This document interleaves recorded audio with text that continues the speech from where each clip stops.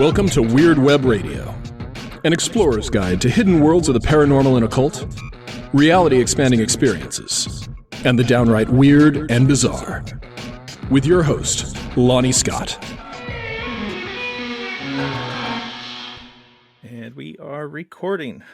Welcome to another episode of Weird Web Radio. Thank you all for tuning in again. With us today is a very special guest and sort of a co-worker of mine, although the work we do together is in the Troth. Today we're talking to Reverend Ethan Stark. Ethan is clergy liaison for the Troth, where he helps facilitate religious education, interfaith engagement, and community initiatives. Additionally, Ethan currently serves on the Troth's rede. That's the board of directors. Everyone pray for this man. I was previously on the rede. He needs all the stress reduction he can get. I know it to be true, even if he won't say it. He's also an executive officer for Heathens Against Hate, a religious educational organization advocating for inclusive heathen beliefs and practices. Formerly from New York City, where he co-founded the North River Kindred, Ethan now lives in Wisconsin at Cheesehead. Whew. All right, man. Welcome to the show, Ethan. It's great to have you here. Thank you.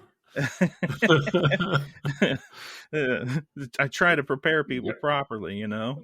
No, and thank you for the heads up of whatever, de-stressing I might need while being on the read. Like any other organization, this is definitely one of those things where you've been there. Yeah. You need a good head on your shoulders, and you need to keep it that way. Yeah, on your shoulders, that is. Correct. All right. Well, season 6. That's what we're in right now. And season 6 starts out every episode a little different for first-time guests. Ethan, have you ever experienced a haunting? No. You didn't know that was coming at you, did you? How a haunting? Like a haunting? Like as in I'm in a place that suddenly becomes haunted, or am I becoming possessed myself? Is it Sure, if you have stories like that, we'll take them all. I mean, no, I haven't experienced neither. I just wanted a clarification. I didn't know if it's an inanimate object, like if suddenly my lamp just moved across the room, or maybe it's my restless leg syndrome when I get really, really tired. Is that like a ghost telling me to walk myself to sleep? It could I don't know. Yeah. But no, I've never experienced a haunting. Never experienced a haunting. Well, no. There's time. Is that a good thing? I don't know. You're I not don't know. alone. I like to ask this question. I ask it of all my guests, especially except for the paranormal investigators. It just gets assumed. Well, what's the consensus then? Like, how many people have answered yes to that question? A lot. Most of them have answered yes. Although the last time I remember a resounding no was Mitch Horowitz. And I don't know if you're familiar with Mitch, but many of my listeners are, and I got emails really surprised that Mitch had not experienced a haunting. Okay, all right. So I'm glad that I'm not alone. Yeah. No, you are not alone, not by any stretch, and that's perfectly fine. Moving on to another big H word, heathenry. So heathenism, heathenry, it all pops up a lot in your bio and in your personal history. How did you find heathenry to begin with in your life?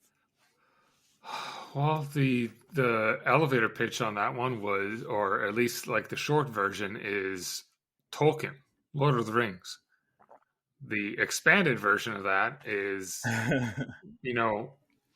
reading Lord of the Rings when I was younger, and then realizing that, Tolkien had all these fantastic ideas. And so I started reading about how Tolkien got these ideas. And as a, professor of linguistics at Oxford, he, traveled to Iceland and got to be acquainted with the Eddas and the sagas. And when I realized that a lot of the source material for Lord of the Rings were Norse mythology, I started delving into that and was like, oh, wow, this is really exciting. And then realizing that was something that is deeply connected to historical people, that that just set me on on the quote unquote heathen downward spiral, and realized that there's linguistics and poetry and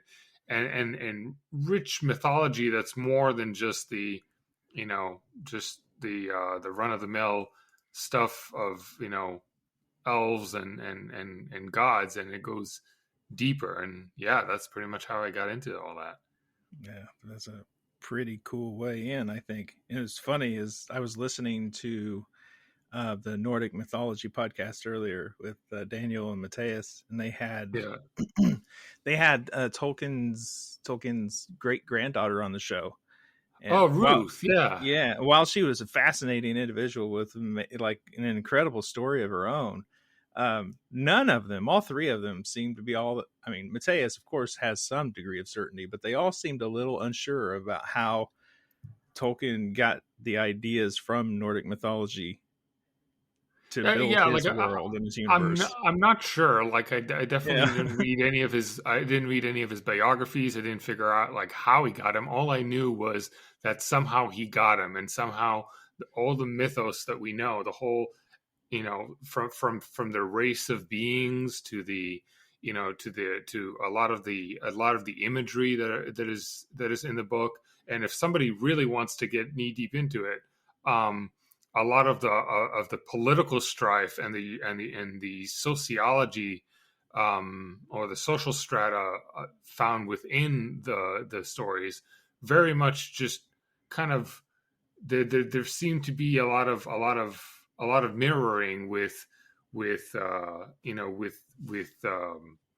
like medieval Icelandic law and some of the feuds that you find in the Norse sagas and stuff like that. So that's really interesting.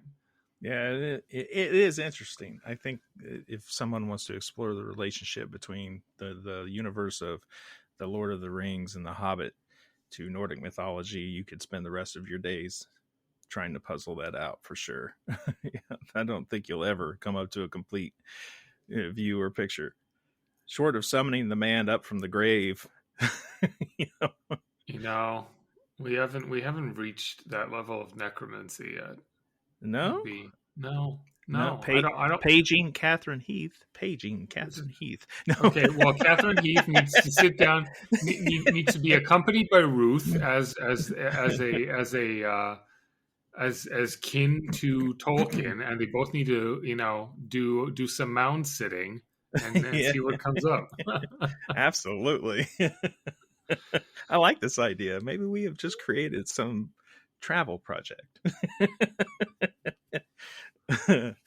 So there's the inspiration, there's the interest, there's the stories, the poetry, the literature, the law, everything that attracts you in this world that Tolkien built to get yourself into more heathen framework.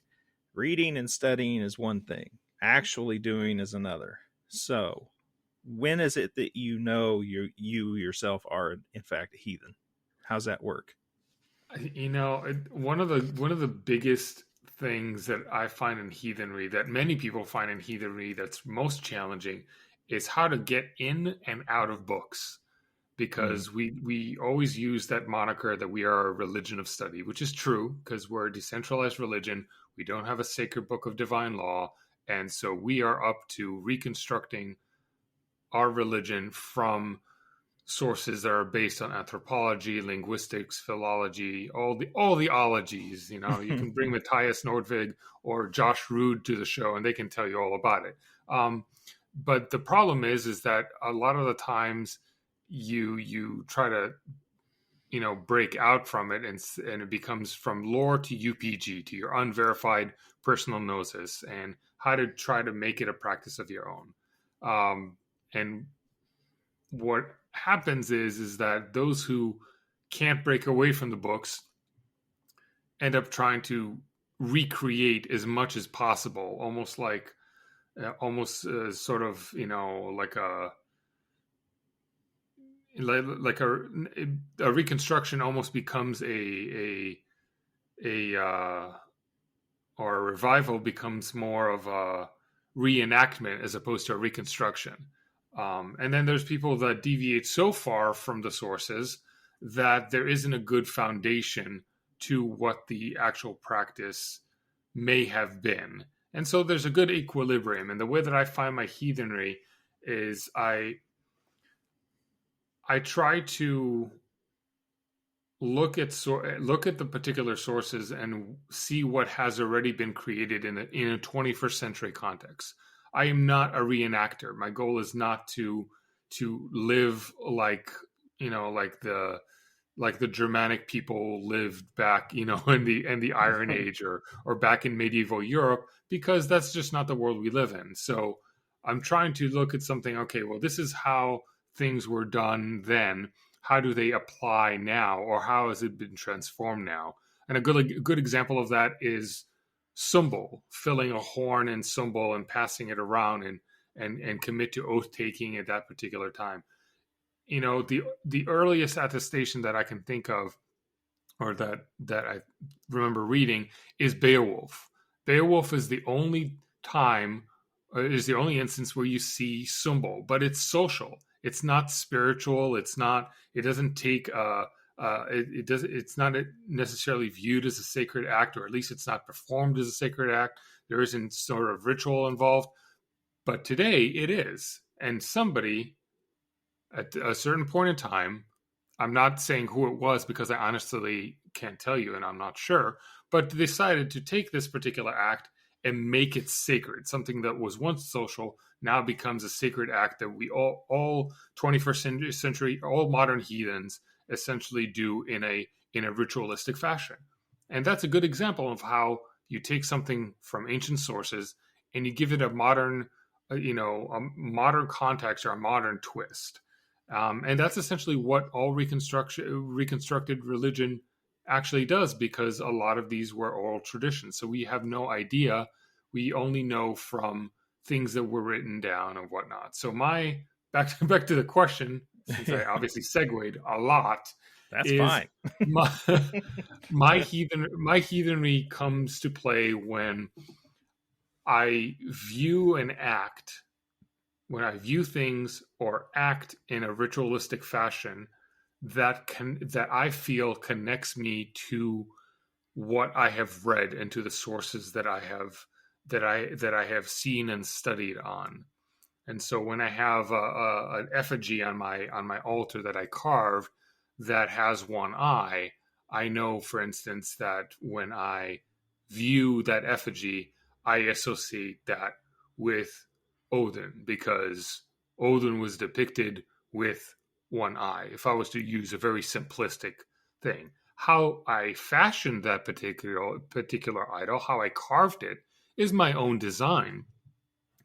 Nothing says that design is exactly how, effigies or poles were erected or carved, but it connects me to it. Same as how if I use Old Norse or even modern Icelandic in verse in my ritual, modern Icelandic was not the language that was spoken back in medieval Europe or in Iron Age Germanic people. There are many other languages, but because it is a Germanic tongue that is closely derived from Old Norse, that connects me. So that audio, that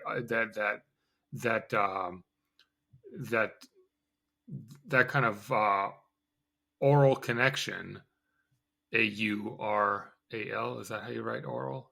Like audio, whatever. That is another connecting point. It's not accurate, sure, but it's something that connects me. And then if I do rituals with people who don't know Icelandic or Old Norse, I obviously follow it up with a translation of English, or a close translation of English. And so those little things, those little nuances of difference allow me to kind of, if you think of sound or an equalizer, it allows me to kind of equalize the levels between what I know from the lore and what I appreciate and translate into modern practice. I dig it. I love all those answers and completely agree. I like how you stress that doing some of these things now in our way still has this connection to the past. And it doesn't have to necessarily be exactly how they were doing things for us to be an accurate and modern expression for us and our own needs. True. I mean, case in point, human sacrifice. They totally did that back in the day. We should Totally. probably not do that now. Although I will not name names, I do know a heathen group who in Oklahoma who stands outside the prison when they light one up and give it to Odin. That's on them and that's their choice. But I know those people are out there. I wish people could see the look on your face. But that's actually that is a good example of trying to critically think on certain practices and certain beliefs of modern heathens, because we differ so greatly because the practice is so personal. But when things come to the foreground, we do have to ask ourselves on certain ethics or why people do what they do. So, you take that kindred in Oklahoma, is that really align? How does that align necessarily? Because they themselves are not the ones who are performing the execution. They're bearing witness. So you could argue that they're playing a quote unquote sacred observer, but is it really sacred? Because the execution is not done in any ritualistic fashion. It's done through a very pragmatic, very law and order, very modern societal, rules and regulations. You're just taking it and viewing it yourself as saying, well, this I will attribute to my God. But then that goes into the conversation of, is this truly a sacrifice? Because you yourself did not put up these goods. You yourself did not take this person as a prisoner and offer them up yourself on your pyre. So yeah, all these are all very good questions and very good dilemmas that I think a lot of heathens need to exercise even more so, because a lot of, I am critical enough of heathenry in my own practice to say that there's not enough critical thinking in heathenry. There should be more critical thinking in heathenry, and this is a good example of that. Yes, you are absolutely right. Critical thinking is a skill lost on many people, not just heathens.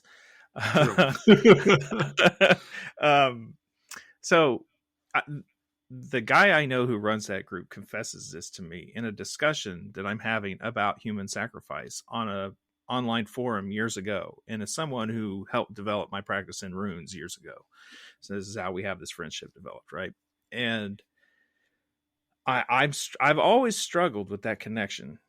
Before I had this whole experience where the one and only time I'm certain I think Odin himself gave me a very painful vision to contend with, to figure out. But before this, I'm trying to puzzle away, like, why would people think it's okay to kill another person in the name of spirituality of any kind? And in that discussion with them, I remember my theory, and it still is my theory a lot on most of it, is many times it's people in power who are exercising their power over people who don't, for whatever purpose they paint it in. I think many times it is still a matter of people in power exercising their power on those who don't have it. I mean, that you do have examples of that. Like if we're looking back in prehistory or whatnot, you do have examples of that where prisoners of war were executed in a ritualistic style in order to appease the gods for success in said war. So obviously captor has a position of power as opposed to the captive. But then you also have a reversal of that when you have sacrificial kings. Mm-hmm. That you would literally spill the blood of the king in order to provide greater fertility for the land that this king supposedly presides over. And I don't remember which. I'm trying to remember which book it was. It may have been Sacred Gifts by Kirk Thomas. Yes, where it's a book entirely dedicated to the gods and the laws of reciprocity in different cultures. And while Kirk is very much comes at it from a neo-pagan perspective and from an ADF or a Druidic perspective, there's a lot of like crossovers, and reciprocity is almost the law of the land when it comes to heathenry. We are all about gift giving, and there are particular ways of gift giving, and we see this in attestations found in the Havamal and in many of the stories found within the Völuspá and within the sagas, and even in other documents. Beowulf is not a Scandinavian source, but also deals with the laws of reciprocity and retribution, which kind of go hand in hand. When we do our rituals, for instance, we always, or how I've seen it occur most of the time, is that you are bidding the gods for something, and then you are offering something in return. It could be the liquid libation, it could be certain goods thrown into a fire, or even buried. And then you kind of take an omen, like rune taking or whatnot, to see what kind of omen might, kind of hint to what you might be getting back based upon what you gave. And my kindred back in New York, the North River Kindred, we borrowed something really beautiful that I think it was Raven Kindred North came up with, where at the end of every bloat, every ritual or whatnot, they would take the bowl, the offering bowl, or basically the offerings, and they would pour it out, and they would say, "From the gods to the earth to us, from us to the earth to the gods, a gift for a gift." And that is a beautiful way of kind of summing up what sacrifice and gift giving is. And one of the key points of sacrifice is that you are willing to part with something that's important to you, and something that is you either made yourself or something that you have a deep connection to. Human sacrifice is the ultimate sacrifice, and who you are sacrificing is also of importance. So if you are sacrificing a slave, for instance, you are sacrificing, back in the day, emphasize back in the day, you would, your slave is your workforce. Sacrificing your workforce when you are a farmer, because let's face it, the majority of, if you think Vikings, and let's go with Vikings because, everybody is familiar with them. Vikings were raiding partially of part of the time, but when they went back home, they were not all some like warlord that you're thinking of. They were farmers, they were homesteaders, and so if they had slaves, the slaves were the workforce of that farm, of that homestead. So sacrificing a slave, meaning you're cutting your workforce, and so that is something that is a rather drastic sacrifice to be making. And so a lot of human sacrifice usually surrounded very dire circumstances. It's not something that was like done on the regular, and academics can correct me on this one if they choose to. And so so that's something that it's in our modern sensibilities. Sacrificing a human being is shocking. That's not something that we incline to do. And even if we're angry at somebody, even if we're stuck in a scenario where, like, what, that person committed such an atrocity, I just want to kill him. Like if Hitler was alive today, I would put a gun to his face and blow his brains out.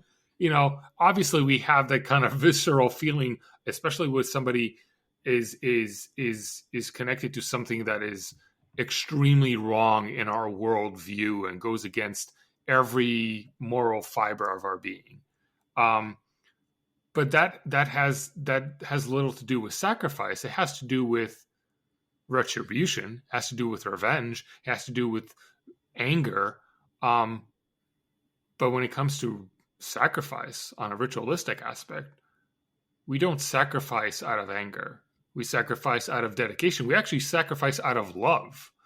And so those are the things that, in my mind, are really key when you're thinking about sacrifice. Mm-hmm. Very, very well stated, my friend. That is a sticky, problematic filled topic with lots of landmines, and you handled it very well. So kudos to you, sir. We'll move on from the idea of sacrifice and things. I think a lot of people will have plenty to think about after that, and we'll get into Heathens Against Hate. Where does Heathens Against Hate come from? Why does it exist? Well, I'm mostly synonymous with Heathens Against Hate right now, far more than I am associated with being a clergy liaison for the Troth, or being on the rede for the Troth, or even associating with the Troth in general. I usually, when people hear my name or people try to invite me on a show or talk or whatnot, a lot of it started with Heathens Against Hate, and with good reason. I'm aside from being the executive director, I'm also their PR officer, so I'm the forward-facing person. Heathens Against Hate initially started as a blog, I think back in 2008. And eventually it gained enough steam to come under as an autonomous wing of the Troth. Since then, it is no longer part of the Troth. It is an independent organization, but essentially Heathens Against Hate came as a response to the undercurrent of extremism that exists in heathenry, and every religion has its extremists, has its not so savory people or ideologies or skewing of ideologies. And in heathenry, there's the extremist undercurrent of folkism and Nazism and right-wing extremism. Some of it is people who are not heathen, but who use heathen iconography in order to dog whistle to other right-wing extremists. We see this with the use of runes. We see this with the Thor's hammer. And so you have that portion of people who are not heathen, but they'll go ahead and co-opt the image of images of heathenry that are usually associated with some sort of bravado, in most cases false bravado, to kind of incorporate the image of, "Ooh, mighty Viking, look at me, I'm a big man." And so misogyny also plays into this. But then you also have the folkish heathens. So when you think of folkish heathens like the AFA and Stephen McNallen and his ilk, it would be a mistake, and I've learned this, even though my earlier statements, I am correcting them, so I do my due diligence to correct myself now. I used to think that folkish heathens are not heathen. People are going to disagree with the following statement, but folkish heathen are heathen. They strongly believe in the gods, in a lot of the ways that we do things as an orthopraxic, meaning correct practice of a religion. They are heathen. They are very much aligned with your Thor is my Thor.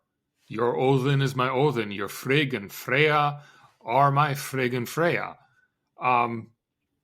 They raise a horn and cymbal, same as inclusive heathens do. The difference between the two is obviously the ideology and the exclusionary ideology, believing that heathenry is reserved for Europeans, aka white folk.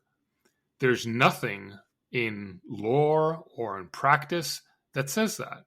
And remember, earlier, when I mentioned that we are reconstructing it to 21st century views, or to the 21st century way of living. To exclude is a modern choice. there is nothing that says that we have to exclude. And there's nothing, honestly, that says that we have to include either.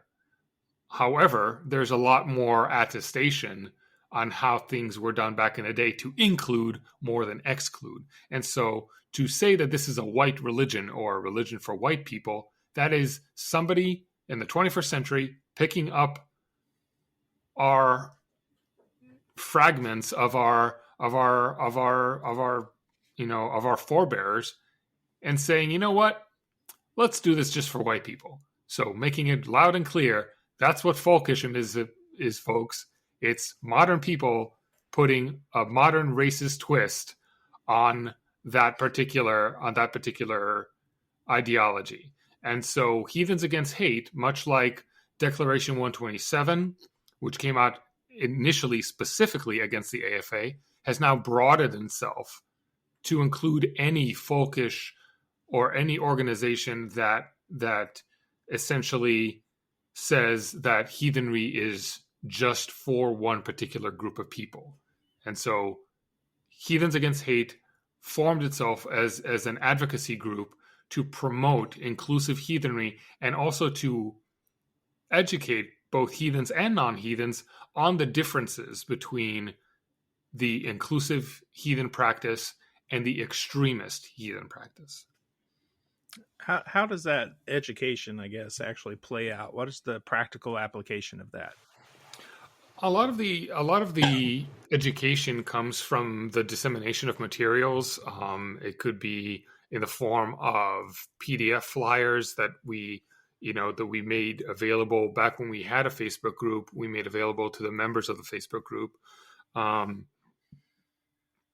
There are times where a few of us, including Rob Shriver, who is one of the executive directors of Heathens Against Hate, marching at the Anti-Defamation League march in Philadelphia with Heathens Against Hate banner, along with our website. But primarily, a lot of it is outreach. It's reaching out to particular news sources, getting involved in particular current events that may have had implications or misinformation. One of the biggest things is, after Charlottesville happened, a lot of the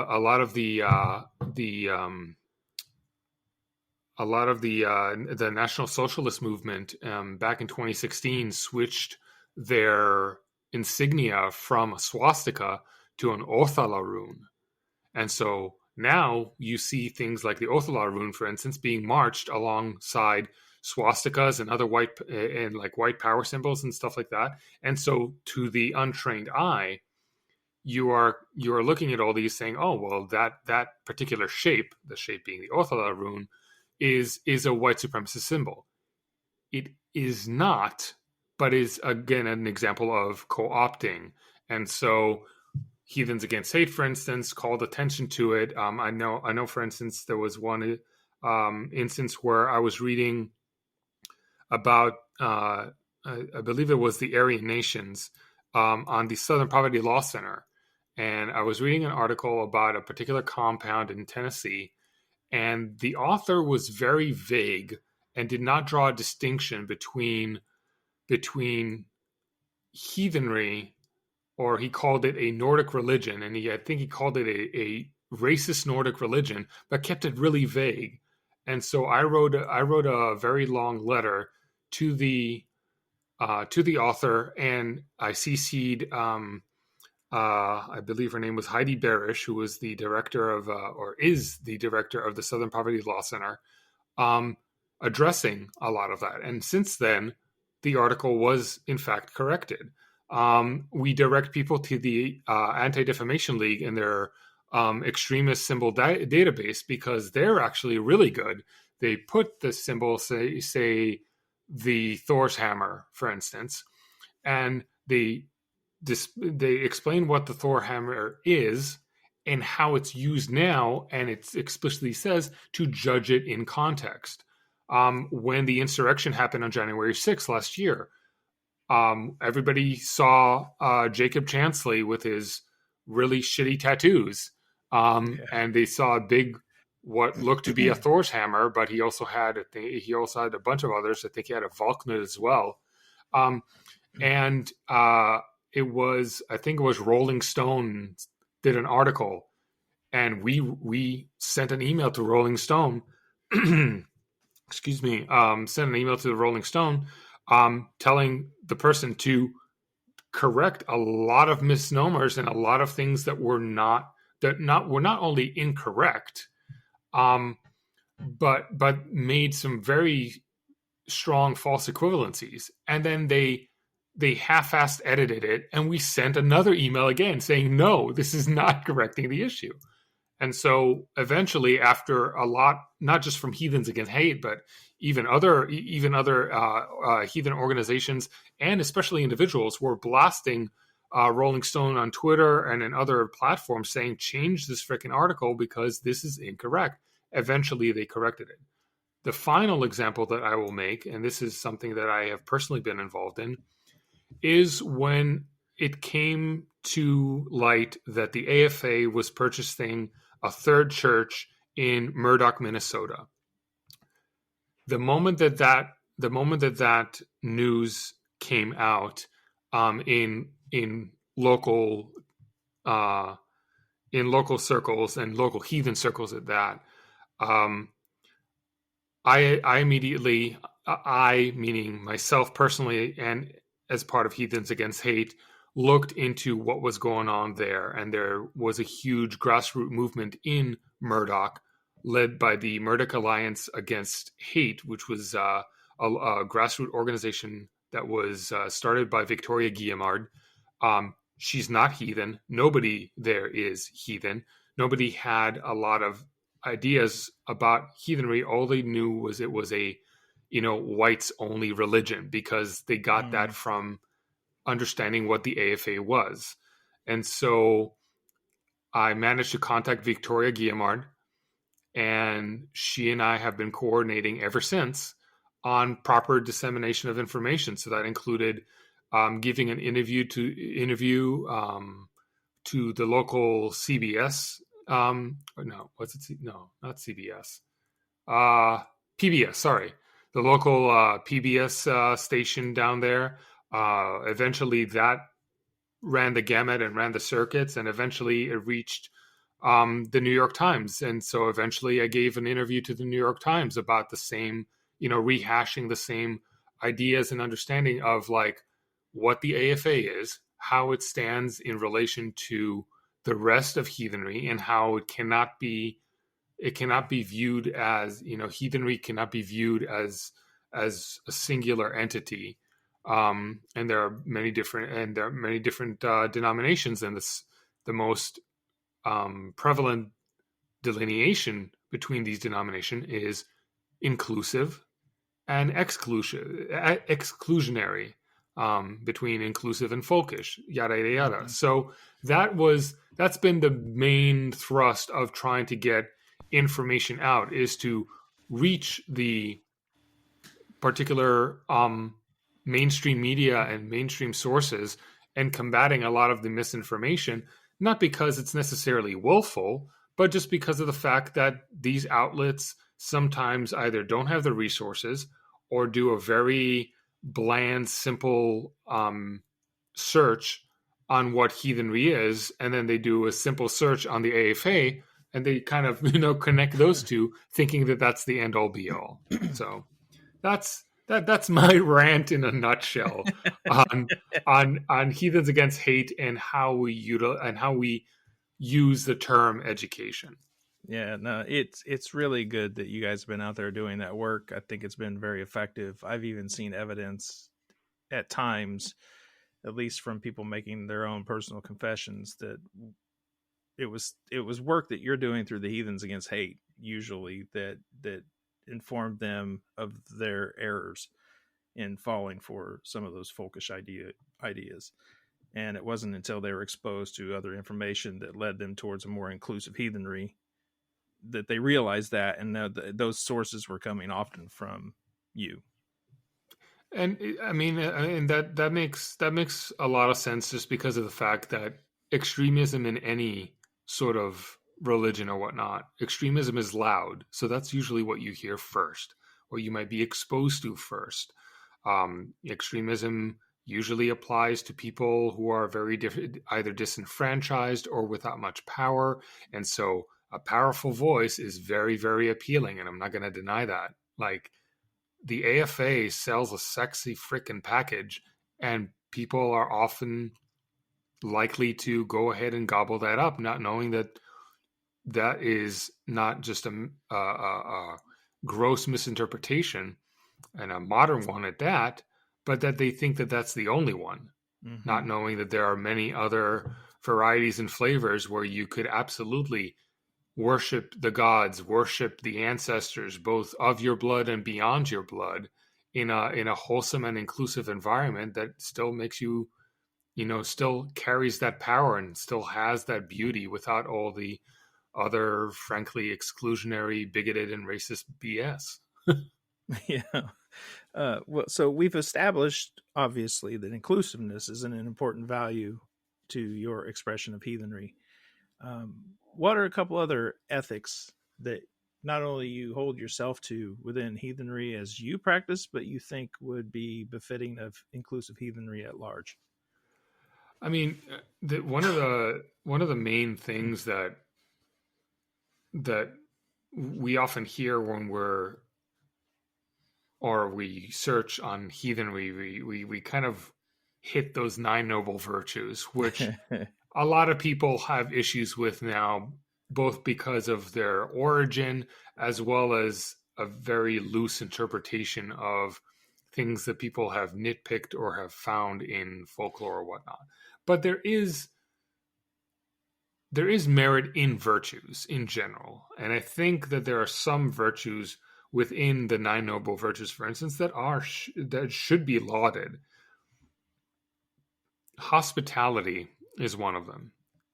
And hospitality builds on other virtues or other required virtues in your life, which may not align, hand in hand with the 9 noble virtues, but hospitality does require you to have an understanding of expectations of you as a host and of other as a guest. It is the expectation of how to handle yourself. So keeping a proper decorum and a proper honesty with who you are in relation to others. There are times where I think that hospitality is the only virtue because of the fact that it requires so much of everything else. And it's not just a hospitality of, you knock on my door or you arrive at my doorstep and I'm greeting you with a horn of mead, which, it's very, that's very flamboyant. That's very poetic. That's something that honestly I have not seen anyone do. But you could take that essentially as an analogy, if you will. You can take that as a metaphor, because hospitality is not just walking into somebody else's physical space. It's walking into their spiritual spaces, into their social circles. It's how you handle yourself with others, with the other. And the other could be other people from other ethnicities, other nationalities, other religions, especially in heathenry. We're talking about hospitality, but yet again, we are one of the most insular, closed off spiritual religious groups I have ever witnessed and I have ever experienced. And if there's anything that is me personally, my biggest mission in heathenry is to crack open those closed doors. Because there's a reason why we're misunderstood. There's a reason why we constantly fill up all these elevator pitches to not just our friends and our loved ones, but literally anybody that sees a Thor's hammer or asks, "What's that?" We're constantly rehashing these elevator pitches because we're not as popular. Like, look at Wicca, for example. Wicca, after decades, is has achieved almost mainstream status. And that's not necessarily a bad thing. And so a lot of part of hospitality is opening the door even before, or having the door open or at least unlocked before anybody even knocks on it. And so it allows us to be receptive to people arriving, and also allows us to be expressive by just walking out. And so hospitality is, for instance, if you are part of a kindred, have public circles, have public events that allows others to witness your practice.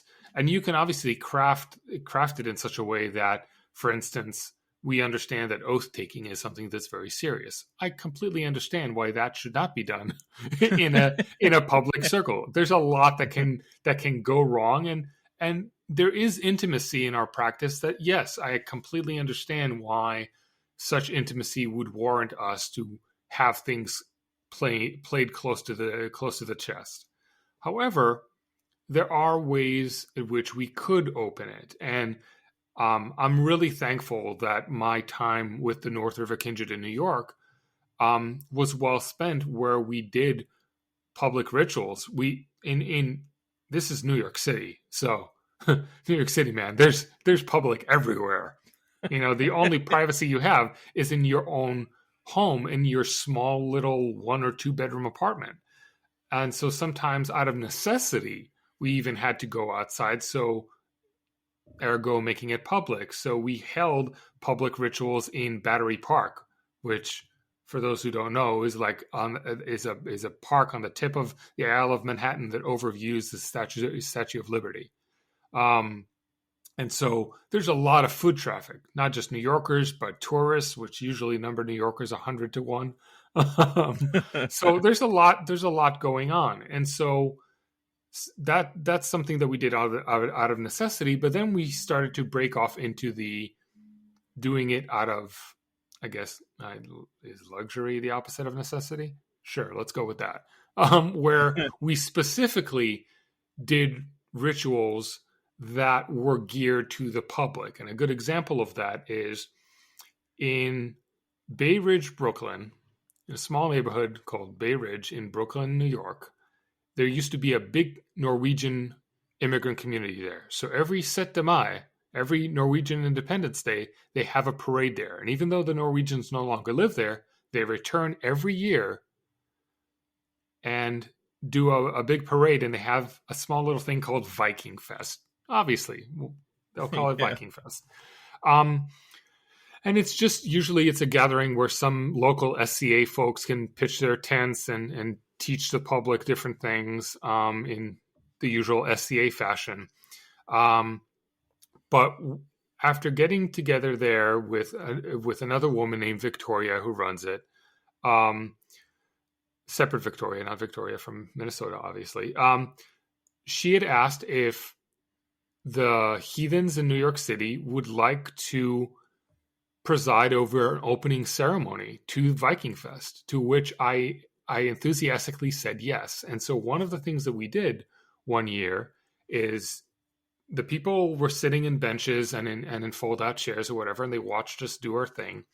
And our thing was essentially, we sanctified a horn in heathen fashion, and we dedicated it to Tyr as god of assembly. And we poured the libation into a bowl, but also poured the libation into individual biodegradable Dixie cups that was distributed to everybody in attendance. And so when we hailed and we drank, everybody else drank. Nobody else was heathen except us, but we catered this to give a flavor of heathenry to the masses. That, in a nutshell, is a good example of how hospitality can be utilized outside of just, hey, come to my place, let's go drinking, or I'll prep dinner, Yeah. So hospitality, in my opinion, is the greatest heathen virtue, and one that needs to be exercised more creatively and celebrated far more frequently. Yeah, it's also my go-to when I get asked a similar question. Hospitality is the first thing out of my mouth. So I really like how you explore the boundaries of hospitality too, like challenging yourself to make it more than just that romantic notion of stranger at my door comes to share stories from the road. Please have I mean, half my mead, stranger. Let's face it. If some stranger knocks on my door, my first instinct is not going to be like, "Here, drink some of my mead." It's going to be like, "Yes, can I help you?" Yeah, like it's not. That's again, we live in the 21st century. This is not we don't live in the extreme northern climes in medieval Europe where hospitality was that of survival as well, which is something that should be pointed out, that this was a tool of survival, which is why it became a virtue to begin with. It wasn't that you did something out of the goodness of your heart, is that you had to do this because that person would either live or die whether you opened your door or not. Yeah. Yeah, that is true. So we've covered Heathens Against Hate, and we've brought up the Troth several times in this conversation. You and I both occupying some important positions in that organization. What attracted you to the Troth to begin with? Quite honestly, much like anything else, when you have something new that you're attracted to and that you're into, you want to know, I wonder if there's anybody else who might also be into this, and maybe somebody who knows more than I, so I could learn from or get some resources. And quite honestly, back in the day, there were two choices, and there are still probably two or three choices. And the Troth felt a lot more appealing because looking at their resources, I saw that a lot of the resources in the books and stuff were, honestly, I looked at the books and I'm like, those are fat frickin' books. There's probably a lot in there that I could get out of. So I can see that. Little did I know that later on I opened those books and I realized that in them they're expansive because there's a lot of resources there from multiple sources, and it's very academically inclined, but still written in a very layperson tongue that allows you to understand it. So that was one, and the other was networking. I saw when I saw stuff like the steward program where you have representatives from different regions. You and I are both stewards. You're a Midwestern steward. I am the Wisconsin steward, where you have key people that know or should know the area and how to connect you to others. That was very appealing. It allowed me to really kind of get a community really fast, and a community that I thought was very, very stable. And I'm saying thought because of the fact that, like any other organization, things can get a little chaotic at first when you're joining, and sometimes it takes a little getting used to. So the Troth was definitely the organization that I found really helping me get my hands on both people and on resources. That's fair. Yeah. And I think I probably ended up there for a lot of the same reasons. Attracted to the steward program, attracted to the resources, really big fan of the quality of content that they put out. Thought, who else can I connect to just by coming under that umbrella? You're also, you are in fact part of the Troth clergy. You're a clergy liaison to the Rede, as mentioned in your biography. What role does the Troth clergy play, not only to the Troth, but what role do you envision that program serving the wider heathen community? So what the clergy program, what it currently does is that it allows members of the Troth who have been a member for at least a year to enroll in the program. And what the program essentially does is that it gears individuals with a greater understanding of not just heathenry in terms of how you interpret or read the lore with the sources that we have, but how you then interpret it into modern practice, and how that practice gets to be played in a group scenario. Because again, we are decentralized, so we don't have, not only do we don't have a central source like a Bible or whatnot, but we also don't have a central figure like a pope or something like that. And so clergy, normally the moment you hear the word clergy, especially pagans, then they love cringing at clergy, because it automatically kind of takes you back to more centralized religions like Christianity and Judaism, and even Islam, and it makes it has a very authoritarian feel to it. The clergy of the Troth, the program is geared for people who wish to understand group dynamics and how to lead group dynamics. We all have, I shouldn't say all, many of us have kindreds. The kindreds are sometimes operated as a democracy.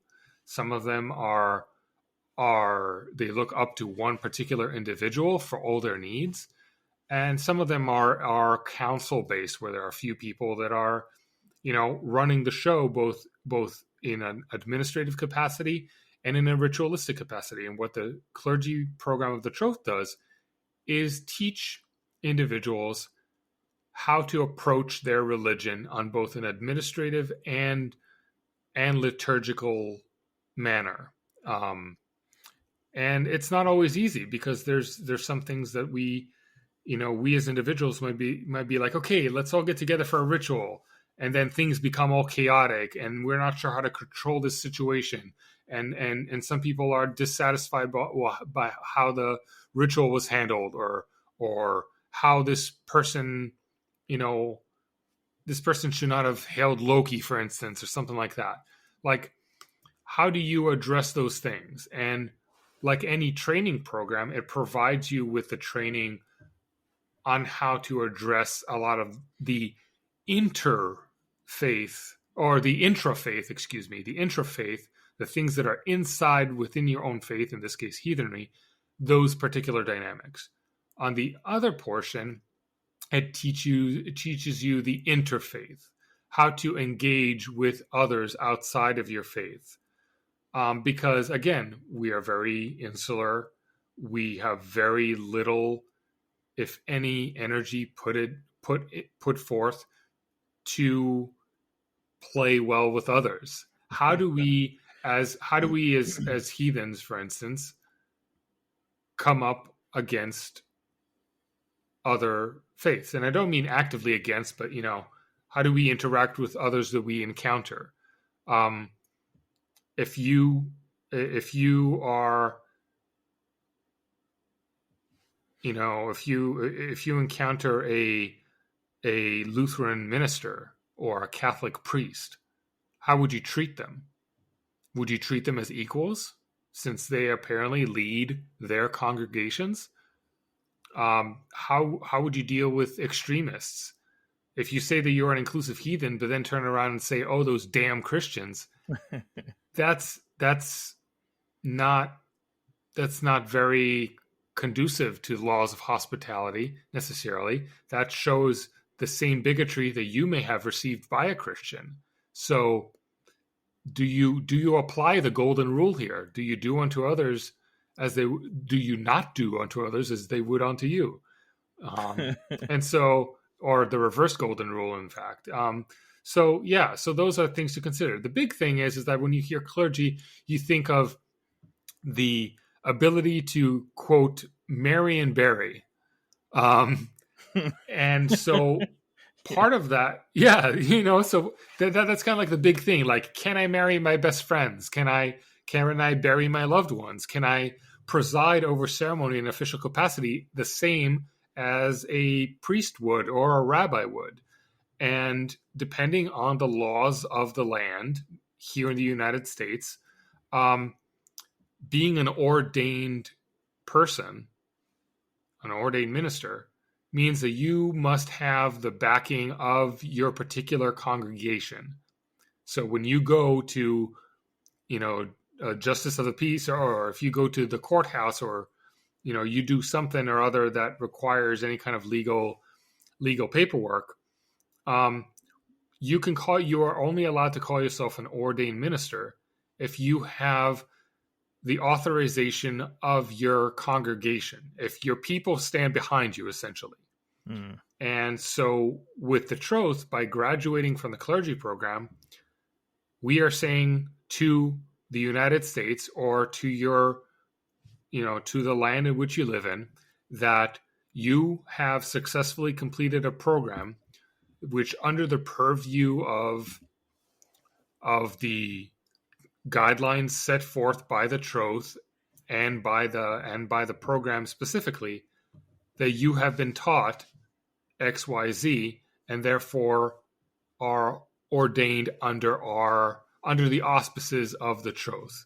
It doesn't mean that you only do Troth work, or that you only associate with Troth functions, or that you give services only to Troth members, but you do give services to people that are aligned with your guidelines that you have been taught within the programs.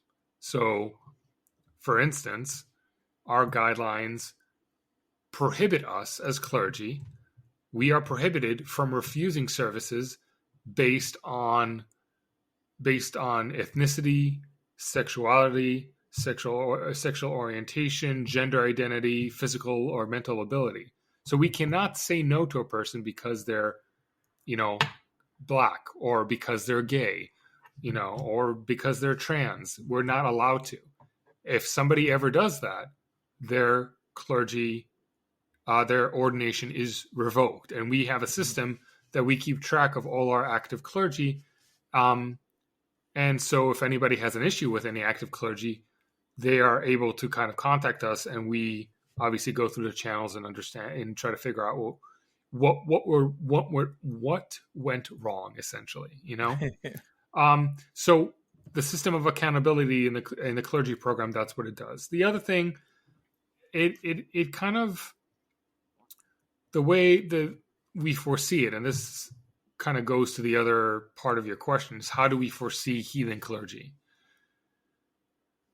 We do not foresee heathen clergy as an authoritarian thing, like a priest, is the complete answer to access to divinity. It's not.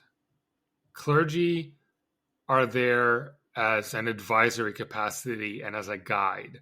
A lot of people want to be part of groups, which is great, but we've all been a part of groups that have very loose organizations that eventually fall apart, and eventually people get dissatisfied and they retreat back to their own private practice, but they still wish to partake about this in a group setting.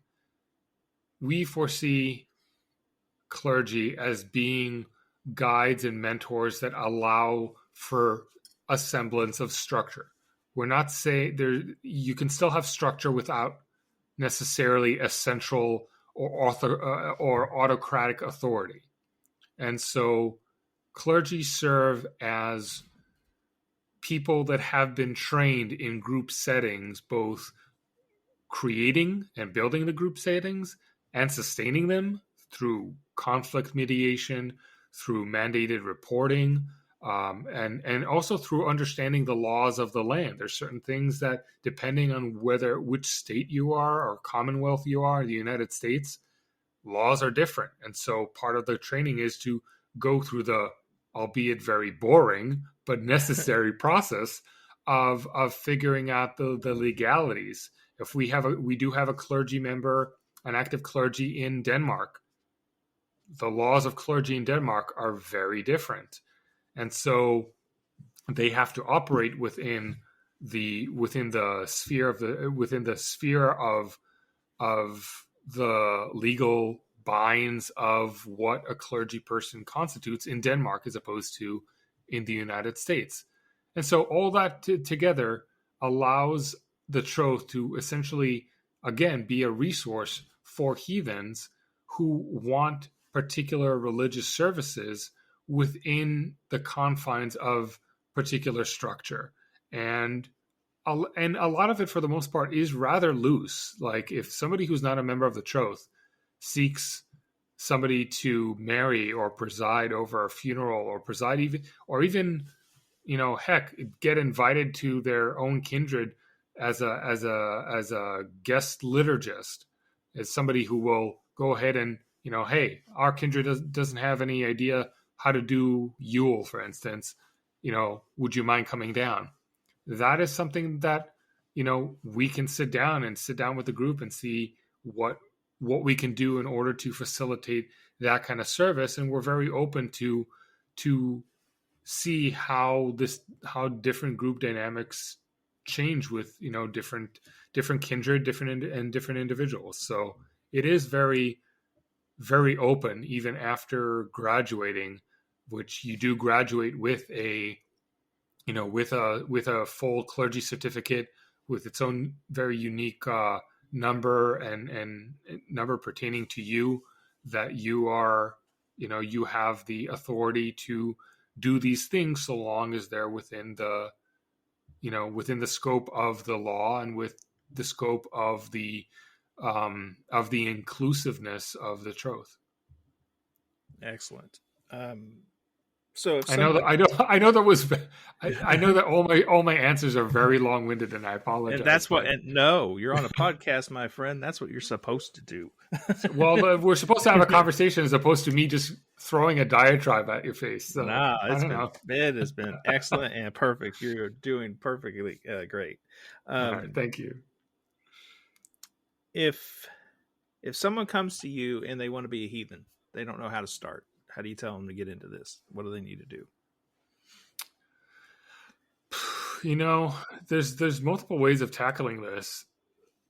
And first of all, if someone says, I want to be a heathen, I would immediately ask them, what do you think a heathen is? Because clearly you now know that there's a term there, heathen.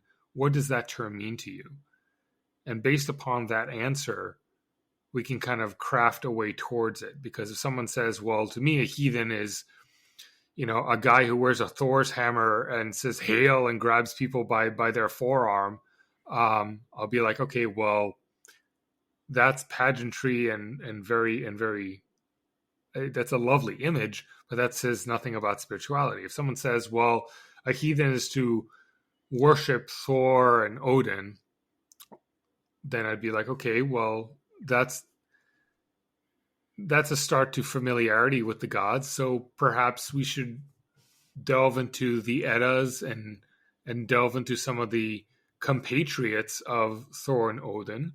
And then once we're done with that, we can glide to other Germanic peoples of antiquity who did not have Thor and Odin. We can explore continental Germanic folklore that exists in, for instance, here in the United States, in Oglava and Pennsylvania Ditch, where you have very, very enigmatic figures such as Zisa. And so, that kind of broadens that up even further. So when someone says, "Why I want to be a heathen," that's definitely a big request. And so I tend to usually take it in steps. If someone, and nobody has ever asked me, I'll be honest, nobody has ever asked me, can I be heathen or how do I become heathen?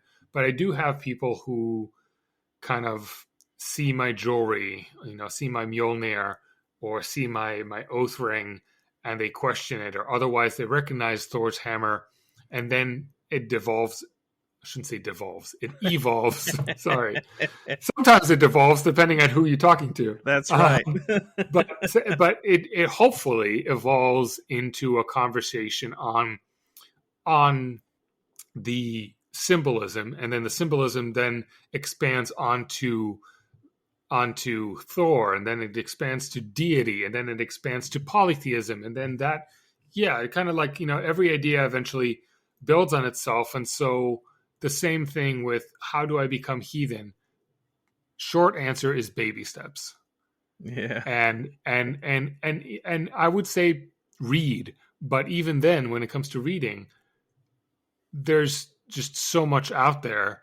Then you then get to relegate, particular aspects of certain resources, and kind of see what's out there and getting to know what's what. Like if somebody says, oh, go read the Edda, that's also very vague. Which one? Which translation? Which translation is better? Or if you read, Norse mythology, you can either pick up the expansive Edith Hamilton, mythology and get a snippet. You can pick Neil Gaiman's Norse mythology and get a really amusing take on it. Mm-hmm. Or you can just pick the Eddas. I believe my translation is I think I have Falk's translation, or maybe it's Larrington. I'm sorry, I have Larrington's translation, which is very old Englishy, very kind of quote unquote Shakespearean. If you were to take it, it has very old English thou and thee and weird stuff. So that's a little advanced, but the suggestion that is recommended both by me, many others, and also by the Troth Lore program is pick up different translations. Have at least two different translations, and you should be fine, because you can then pick up on some of the nuances that you couldn't have picked up with one. So, that's in a nutshell. How do I become heathen? Where have you heard that term? Take it from there. Read stuff. Have multiple sources. Come back with questions, and then we all become our own, version of a mentor. Eventually, that person will just keep coming back to you and asking you questions, and then maybe they'll glide over to somebody else that or maybe join an organization that you are a part of. And this is a great thing. I guess I should say, depending on your affiliation.